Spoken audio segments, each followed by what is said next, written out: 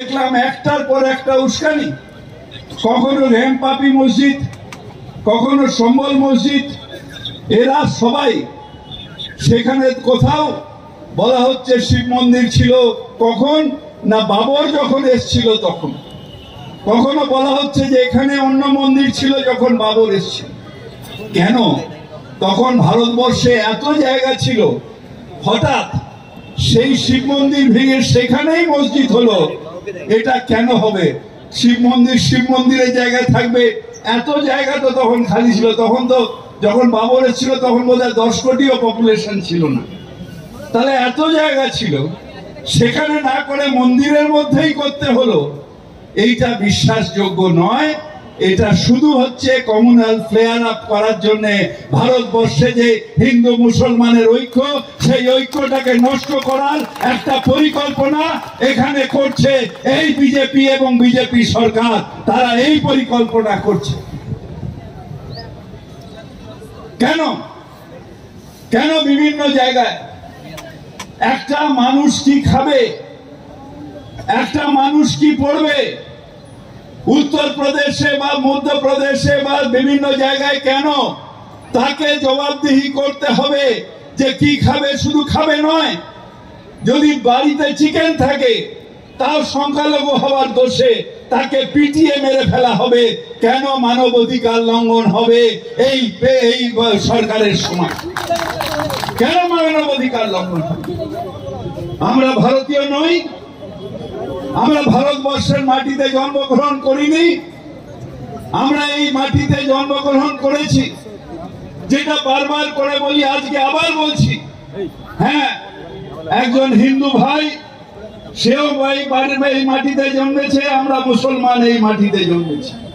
এই মাটিতে জন্মাবার পরে এই দেশের আনাজ খেয়ে দুজনে বড় হয়েছে। সেদিন যেদিন সেই হিন্দু ভাই মারা যাবে, তার চিতাভস্ম এই গঙ্গায় বিলীন হয়ে যাবে। আর যেদিন আমি মারা যাব, সেই দিন এই ভারতবর্ষের 6 ফিট মাটিতে আমার কবর হবে, আমার দেহ এই ভারতবর্ষের মাটিতে বিলীন হয়ে যাবে। আমি ভারতীয় নই। তাহলে কেন এই অবিচার প্রত্যেকটা মোমেন্টে? why I have to explain? কেন আমি বারবার করে জবাব দিতে হবে? কেন প্রমাণ করতে হবে যে আমি ভারতীয়?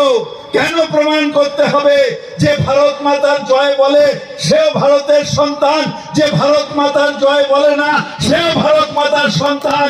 আমাকে কেন প্রমাণ করতে হবে? I feel insulted. আমাদের সম্মানহানি হয় যখন প্রত্যেকটা মুহূর্তে পরীক্ষা দিতে হয়, তখন নিশ্চিতভাবে সম্মানহানি হয়। আজকে প্রত্যেকটা ব্যাপারে শুধু ইস্কানি। হ্যাঁ, বাংলাদেশে যেটা হচ্ছে অন্যায় হচ্ছে।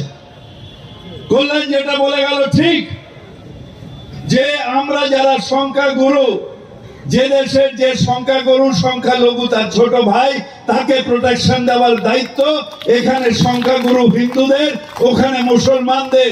সেটা যদি না করে থাকে অন্যায় করছে। কিন্তু তার মানে এই নয় যে আজকে বিজেপি বর্ডারে গিয়ে উস্কানি দেবে, আজকে ওইখানে থেকে বাংলাদেশে যেটা হচ্ছে সেটা নিয়ে কমিউনাল ফিলিংস তৈরি করবে না। বাংলাদেশে যেটা হচ্ছে অন্যায় হচ্ছে, আমরা সবাই উদ্বেগ। আর ওখানে শুধু সংখ্যালঘু খুন হয়নি, ওখানে একজন ফিল্ম পার্সোনালিটি খুন হয়েছে, ডাইরেক্টর খুন হয়েছে, ওই রাত্রিরে অনেক সংখ্যা মুসলিমরাও খুন হয়েছে।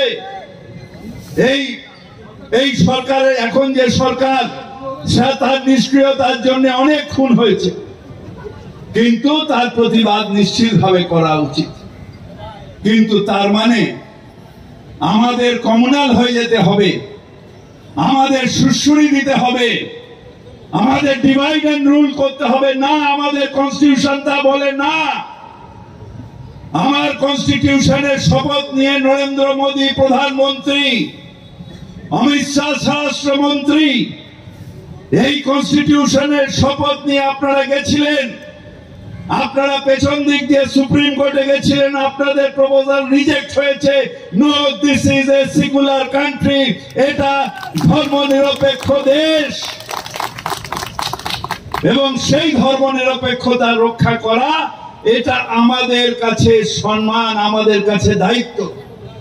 সেন্ট্রাল গভর্নমেন্টের সেই দায়িত্ব নেওয়া উচিত। কিন্তু দুর্ভাগ্য, সব ব্যাপারে এখন for the people, by the people, to the people, of the people নয়, এখন হয়ে গেছে ফর দ্য